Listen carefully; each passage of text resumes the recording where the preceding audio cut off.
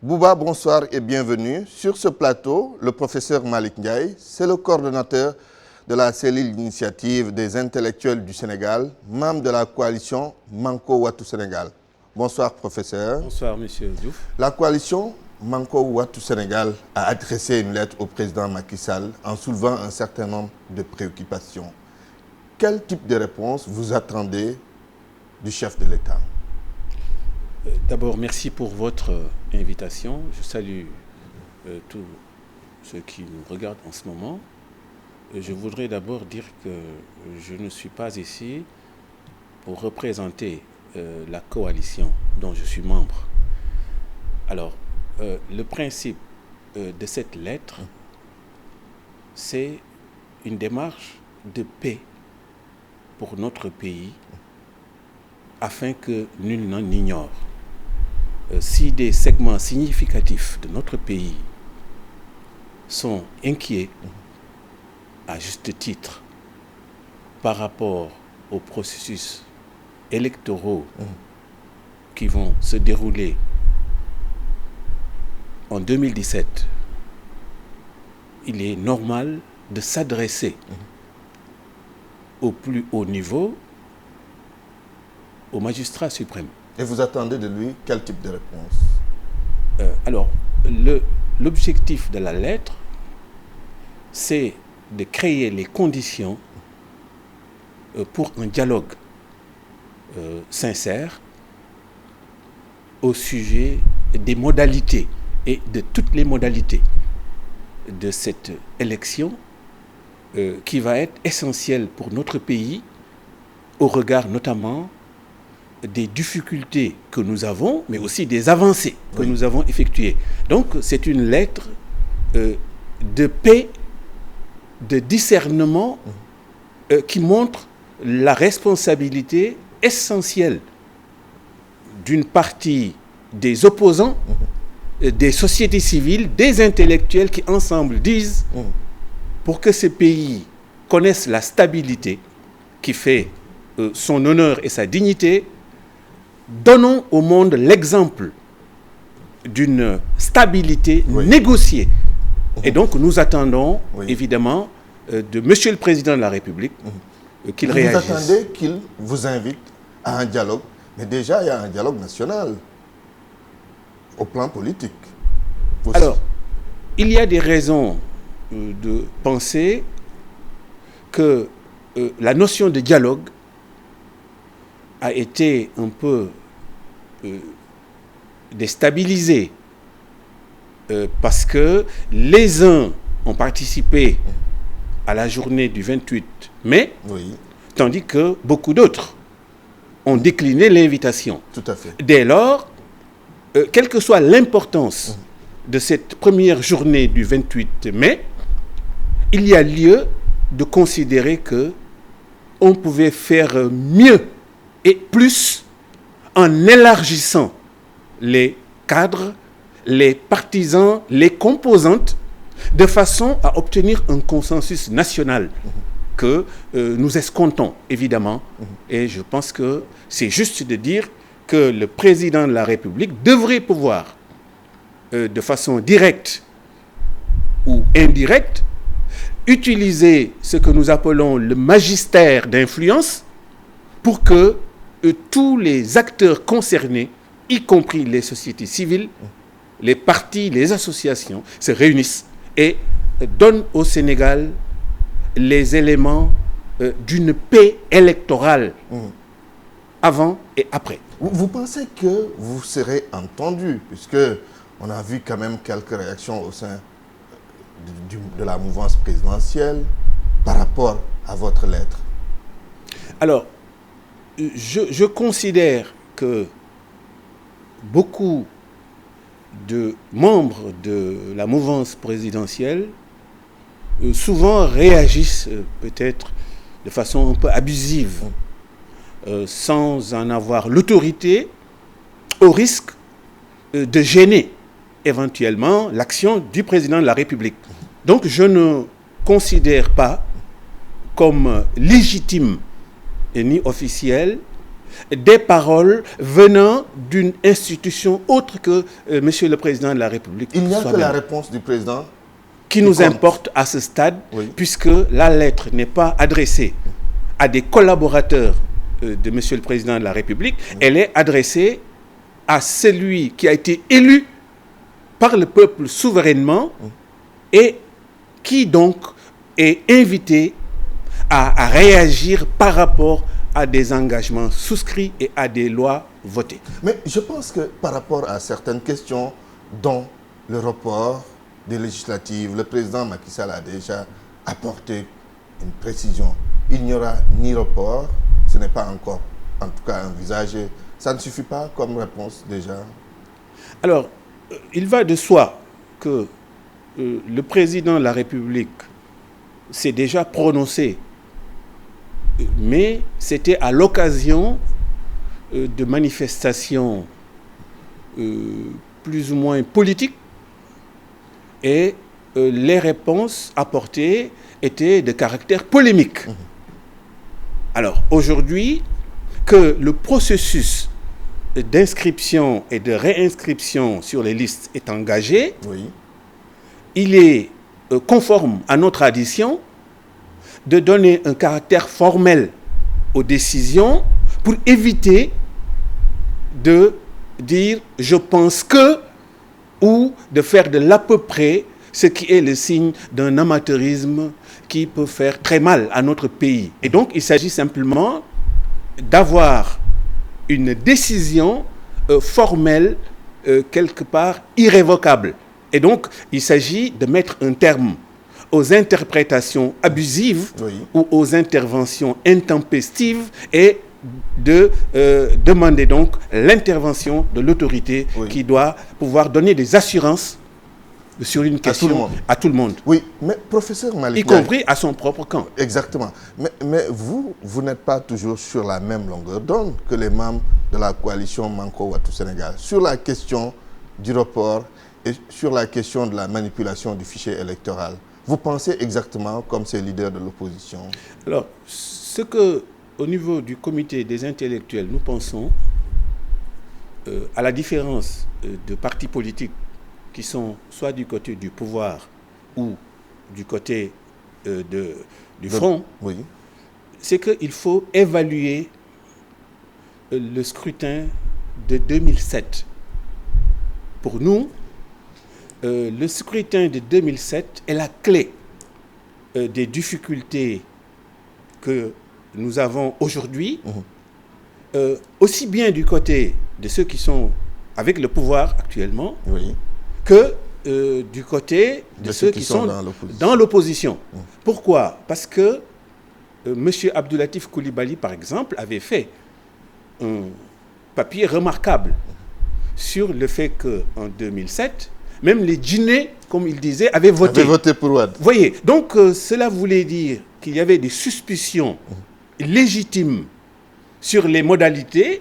Or, donc, en ce temps-là, M. Omar Sarr, M. Macky Sall, M. Ousmane Ngom étaient ensemble.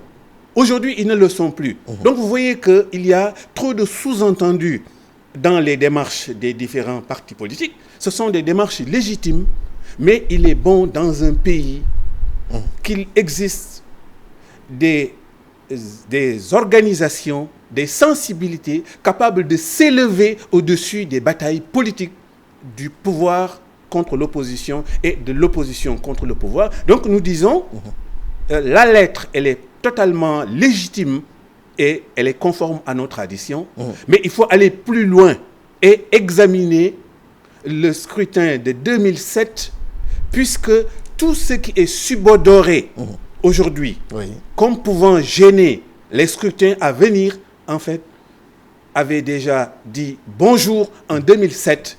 Et vous comprenez bien que... Et il faut éviter ça aujourd'hui. Et il faut l'éviter. Donc il faut une évaluation du scrutin de 2007.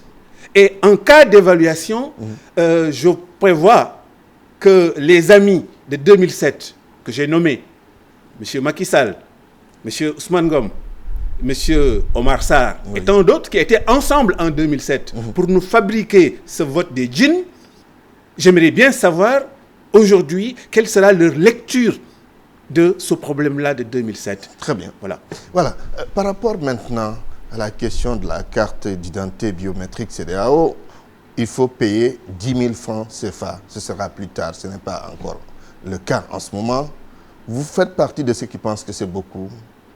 Alors, vous voyez, je crois qu'il y a toujours la bataille des opposants contre un pouvoir qu'ils connaissent bien et la bataille du pouvoir contre ses opposants. C'est-à-dire que la classe politique, elle est en train de créer, dans la situation actuelle du Sénégal, des impasses. Pourquoi? Parce que l'idée de refaire le fichier dans un sens ou l'autre est une idée tout à fait valide. À partir du moment où des Sénégalais vont avoir l'âge de voter avant les prochaines échéances, il est normal de voir combien ils sont. Or, qu'avons-nous vu? 200 000 personnes avaient été inscrites à la veille du référendum. Oui. Ces 200 000 personnes n'ont pas pu voter, faute d'un consensus entre les partis du pouvoir et les partis de l'opposition. Mais c'est un désastre. De quel droit des partis politiques, qu'ils soient de l'opposition ou du pouvoir, peuvent-ils s'arroger la possibilité de dire si oui ou non 200 000 Sénégalais doivent voter? Donc je crois que au nom de la justice et de la vérité, il faut qu'on arrête ces prérogatives surdimensionnées de partis politiques qui, selon leurs humeurs ou leurs calculs, peuvent faire le malheur de ce pays. Je proteste à nouveau sur le fait que ces partis politiques ne devraient plus avoir le droit de décider des destinées électorales du pays, notamment d'enlever. On sait que celui qui est en mesure d'enlever est en mesure d'ajouter. Est en mesure d'ajouter. Donc, par rapport aux 10 000, vous dites que c'est beaucoup? Non, je trouve que l'honneur du Sénégal, notre crédit depuis les 4 communes, la force de Senghor, le démocratisme de Diouf et de tout ça, nous aurions dû nous épargner une querelle des 10 000 francs. Simplement parce que, comme l'a dit Maître Doudou Ndoye, en principe, un Sénégalais détenant une carte d'identité est titulaire d'une nationalité et doit pouvoir voter s'il le souhaite ou rester chez lui et s'abstenir.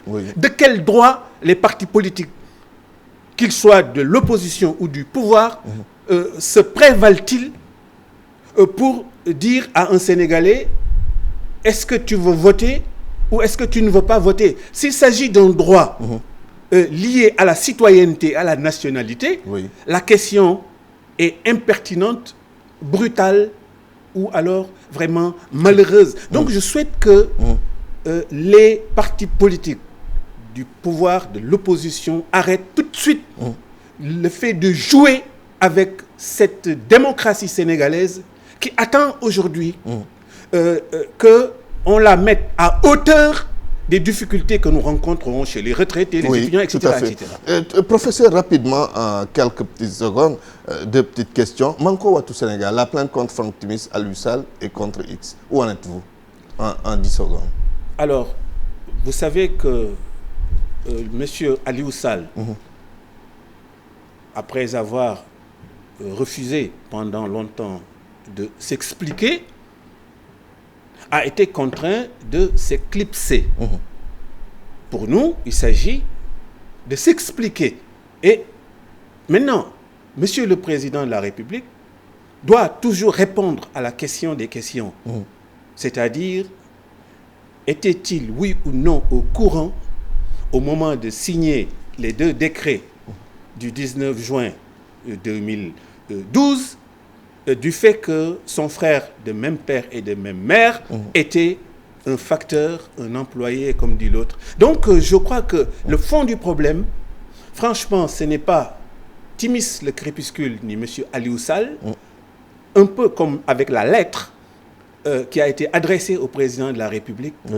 Dans un pays, il faut une autorité et parler à l'autorité revient à avoir un débat clair, tandis que réagir par rapport à des personnes peut-être modestes et généreuses, mais qui n'ont pas la même légitimité. Ce n'est pas très bon. Donc, il vaut mieux que le président de la République réponde aux questions. À vos différentes interpellations. Voilà, maintenant, la plainte, vous allez la déposer, quelle que soit la situation. Oui, c'est ça? disons, elle est en cours. Très bien. Il n'y a pas que cette plainte, Oui. je vous le rappelle, Oui. il y a une plainte également du Forum du justiciable contre d'autres personnalités engagées dans cette affaire-là. Très bien. Nous allons vraiment boucler en 10 secondes. S'il vous plaît. L'élection de Donald Trump aux États-Unis, elle fait peur à certains. Oui, votre commentaire là-dessus. Mon commentaire, c'est que les Selbendom du Sénégal, les Selbé Petao, comme dit mon ami Rocha, Oui. ils ont montré leurs limites. Il faut que les prétendus spécialistes arrêtent de recopier les dépêches internationales et de présenter Mme Hillary Clinton comme ayant presque gagné. Et maintenant, il y a aussi autre chose, c'est la manipulation des sondages. En France, l'affaire avait eu lieu lors de la dernière votation présidentielle.